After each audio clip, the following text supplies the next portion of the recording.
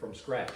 So where we're at right now is the block has been machined, it's been bored, it's been honed.